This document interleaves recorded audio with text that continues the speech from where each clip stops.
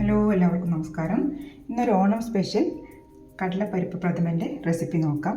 നല്ല ടേസ്റ്റി ആയിട്ടുള്ള ഒരു അടിപൊളി പായസമാണ്. അതെങ്ങനെ ഉണ്ടാക്കുക, ഇൻഗ്രീഡിയൻസ് എന്തൊക്കെയാണെന്ന് നോക്കാം. 250 ഗ്രാം കടലപ്പരിപ്പ് അരമണിക്കൂർ കുതിർത്തതിന് ശേഷം എടുത്തിട്ടുള്ളതാണ്. ഒരു കപ്പ്, ഈ ഒരു മെഷറിംഗ് കപ്പിന് ഒരു കപ്പാണ് എടുത്തത്. ഒരു വലിയ തേങ്ങ ചിരകി എടുത്തിട്ടുണ്ട്. തേങ്ങാപ്പാൽ ഉണ്ടാക്കാനാണ്. 1/2 കിലോ ശർക്കര ഒന്ന് ഉരുക്കിയെടുക്കണം. 1/2 കപ്പ് വെള്ളം ഒഴിച്ച് അതൊന്ന് ഉരുക്കാനായിട്ട് മാറ്റി വെക്കാം. കടലപ്പരിപ്പ് ഒരു കുക്കറിലേക്ക് ഇട്ട് കൊടുക്കുന്നുണ്ട്. 1/2 കപ്പ് വെള്ളം ഒഴിച്ച് ഒരു 3 വിസിൽ വരെ ഒന്ന് വേവിച്ചെടുക്കാം. നമുക്ക് തേങ്ങാപ്പാൽ എടുക്കാനുണ്ട്. അതിന് വേണ്ടി മിക്സിയുടെ ജാറിലേക്ക് തേങ്ങ ഇട്ട് കൊടുക്കാം. 1-ാം പാലും 2-ാം പാലും 3-ാം പാലും നമുക്ക് ആവശ്യമുണ്ട്. അതുകൊണ്ട് തന്നെ ആദ്യം 1-ാം പാൽ എടുക്കാൻ വേണ്ടി 1/4 കപ്പ് ചൂടുവെള്ളം ഒഴിച്ചു കൊടുത്തതിന് ശേഷം നന്നായിട്ടൊന്ന് അടിച്ചെടുക്കാം. നന്നായിട്ട് ഇതേപോലെ ഒന്ന് ആക്കിയെടുത്താൽ മതി. അപ്പോൾ നന്നായിട്ട് തന്നെ തിക്കായിട്ടുള്ള പാൽ കിട്ടും. അല്ലെങ്കിൽ കോക്കനട്ട് മിൽക്ക് പൗഡർ യൂസ് ചെയ്തിട്ടും ഇതേപോലെ ഉണ്ടാക്കാം. നന്നായിട്ട് പിഴിഞ്ഞെടുക്കുക. അതിന് ശേഷം ആ തേങ്ങയിലേക്ക് തന്നെ ഒരു 1/2 കപ്പ് വെള്ളം ഒഴിച്ച് കൊടുത്തിട്ട് 2-ാം പാലും ഒരു 3/4 കപ്പ് വെള്ളം ഒഴിച്ച് കൊടുത്ത് 3-ാം പാലും ഉണ്ടാക്കിയെടുക്കാം. 3 പാലും ഇവിടെ റെഡി ആയിട്ടുണ്ട്. 1-ാം പാൽ നല്ല തിക്കായിട്ട് എടുക്കണം. അത് എന്നാലേ പായസത്തിന് ടേസ്റ്റ് ഉണ്ടാവും. അപ്പോൾ നമ്മൾ കുക്കർ തുറന്നതാണ്. അപ്പോൾ നന്നായിട്ട് കുക്കായിട്ടുണ്ട്. അത് നന്നായിട്ട് ഉടച്ചു കൊടുക്കാം. ഈ രീതിയിൽ ഉടച്ചു കൊടുത്താൽ കുറച്ച് നല്ല പേസ്റ്റായിട്ടുണ്ടാവും. കുറച്ചിങ്ങനെ കടിക്കുന്ന രീതിയിലുണ്ടാവും. എങ്ങനെയാണോ താല്പര്യം അങ്ങനെ ചെയ്യാം. അല്ലെങ്കിൽ മിക്സിയിലിട്ടൊന്ന് ക്രഷ് ചെയ്ത് എടുക്കാം.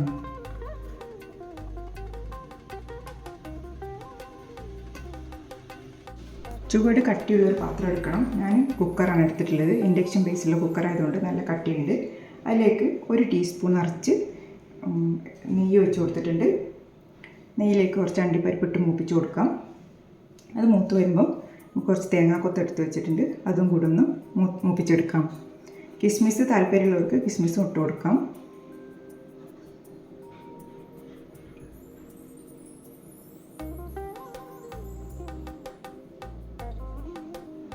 തേങ്ങാക്കൊത്തും റെഡി ആയിട്ടുണ്ട്.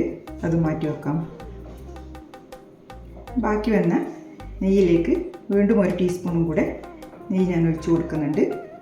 അതിലേക്ക് നേരത്തെ നമ്മൾ ഉടച്ച് വെച്ച കടലപ്പരിപ്പിട്ട് നന്നായിട്ടൊന്ന് വഴറ്റി കൊടുക്കാം.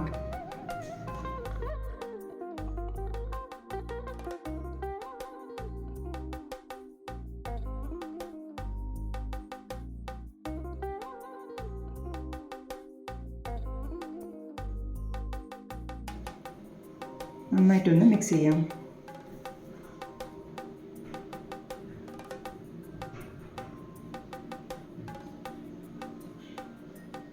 ഇനി അതിലേക്ക് ഉരുക്കി വെച്ച ശർക്കര ചേർത്ത് കൊടുക്കാം.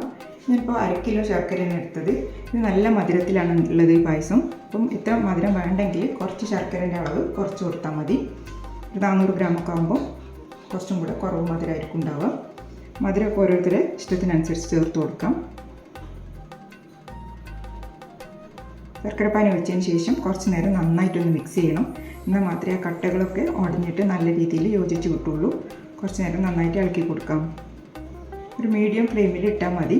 ഫ്ലെയിം കൂടി കഴിഞ്ഞാൽ തിളച്ചും ഇങ്ങനെ മേലേക്ക് ഇങ്ങനെ ബബിൾസ് ആയിട്ട് പോകും, വല്ലാണ്ട് തെറിച്ചുകൊണ്ടിരിക്കും. അതുകൊണ്ട് മീഡിയം ഫ്ലെയിമിലോ ലോ ഫ്ലെയിമിലോ ഇട്ടിട്ട് കുക്ക് ചെയ്യാം.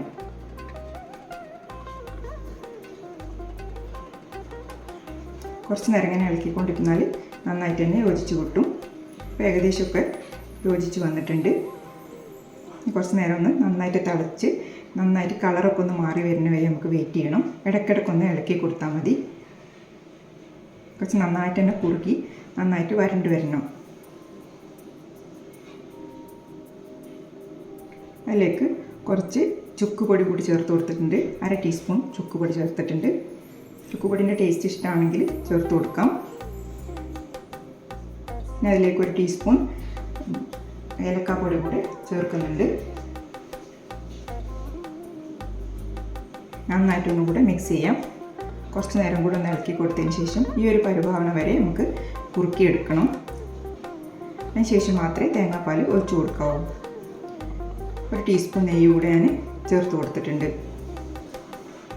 ഒരു 3 ടീസ്പൂൺ നെയ്യായി നമ്മൾ ചേർക്കുന്നത്. നന്നായിട്ടൊന്ന് യോജിപ്പിക്കുക. നന്നായിട്ട് കളറൊക്കെ മാറി നല്ലൊരു മണമായിരിക്കും ഈ സമയത്ത്. നമുക്ക് എടുത്തു വെച്ചിട്ടുള്ള 3-ാം പാൽ ഒഴിച്ചു കൊടുക്കാം. ഉണ്ടാക്കിയെടുക്കാൻ കുറച്ച് സമയം വേണം, എന്നാലും നല്ല ടേസ്റ്റി ആയിട്ടുള്ളൊരു പായസമാണ്. നന്നായിട്ട് യോജിപ്പിച്ച് കൊടുക്കുക. അതിന് ശേഷം ഒരു 5-6 മിനിറ്റ് നന്നായിട്ടൊന്ന് തിളപ്പിക്കണം. തിളച്ച് നന്നായിട്ടൊന്നും കൂടെ കുറുകി വരണം. അതിന് വേണ്ടിയിട്ട് വെയിറ്റ് ചെയ്യാം.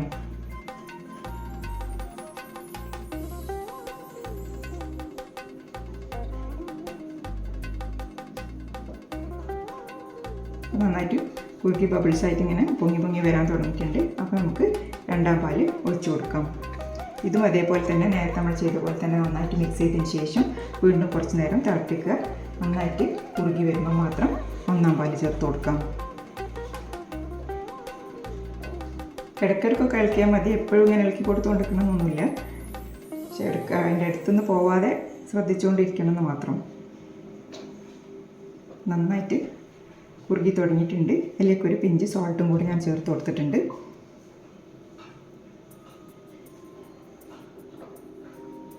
അപ്പോൾ ഈ ഒരു രീതിയിൽ കളറൊക്കെ മാറി വരുന്ന സമയത്ത് നമുക്ക് 1-ാം പാൽ ചേർത്ത് കൊടുക്കാം. ഏകദേശമൊക്കെ നന്നായി കുറുകിയിട്ടുണ്ട്, നല്ലോണം കളറൊക്കെ മാറി വന്നിട്ടുണ്ട്. 1-ാം പാൽ ചേർത്ത് കൊടുക്കാം. 1-ാം പാൽ ചേർത്ത് കഴിഞ്ഞാൽ പിന്നെ അധികം നേരം തിളപ്പിക്കേണ്ട ആവശ്യമില്ല. നന്നായിട്ടൊന്ന് മിക്സ് ചെയ്യാം.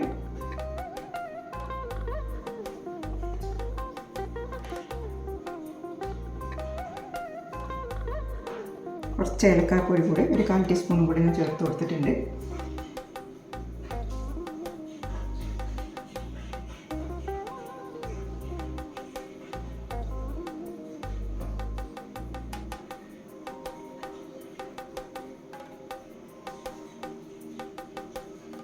ഞാൻ ഒരു ടീസ്പൂൺ നെയ്യ് കൂടെ ചേർത്ത് കൊടുത്തിട്ടുണ്ട്. ആകെ ഒരു 4 ടീസ്പൂൺ നെയ്യാണ് നമ്മൾ ചേർത്തിട്ടുള്ളത്. നെയ്യിൻ്റെ അളവ് കുറക്കണമെങ്കിൽ കുറച്ചൊക്കെ കുറക്കാം. നെയ്യ് കൂടുതൽ ചേർക്കുമ്പോഴാണ് കൂടുതൽ ടേസ്റ്റ് ഉണ്ടാവുക. നമ്മൾ നേരത്തെ വറുത്ത് വെച്ച അണ്ടിപ്പരിപ്പും തേങ്ങാക്കൊത്തും ഇട്ട് കൊടുത്തിട്ടുണ്ട്. നന്നായിട്ട് ബബിൾസ് വന്ന് തുടങ്ങിയിട്ടുണ്ട്. ഈ ഒരു രീതിയിൽ ബബിൾസ് വന്ന് തുടങ്ങുമ്പോൾ നമുക്ക് തീ ഓഫ് ചെയ്യാം. ഇത് നന്നായിട്ടൊന്ന് മിക്സ് ചെയ്ത് അടച്ചു വെക്കാം. ഞാൻ തീ ഓഫ് ചെയ്തിട്ടുണ്ട്. ഞാൻ കുറച്ച് നേരം അടച്ചു വെച്ച് ഒരു അരമണിക്കൂറൊക്കെ കഴിഞ്ഞിട്ടാണ് ഇപ്പോൾ തുറന്നത്. ഇപ്പോഴും നല്ല ചൂട് തന്നെയാണ്, എന്നാലും കളറൊക്കെ മാറി കുറച്ചും കൂടി ഒന്ന് കുറുക്കി റെഡിയായി വന്നിട്ടുണ്ട്. സെർവിങ് ഗ്ലാസ്സിലേക്ക് മാറ്റിയിട്ടുണ്ട്. എല്ലാവരും ട്രൈ ചെയ്ത് നോക്കുക. ഇഷ്ടപ്പെട്ടാൽ സപ്പോർട്ട് ചെയ്യുക. Thanks for watching.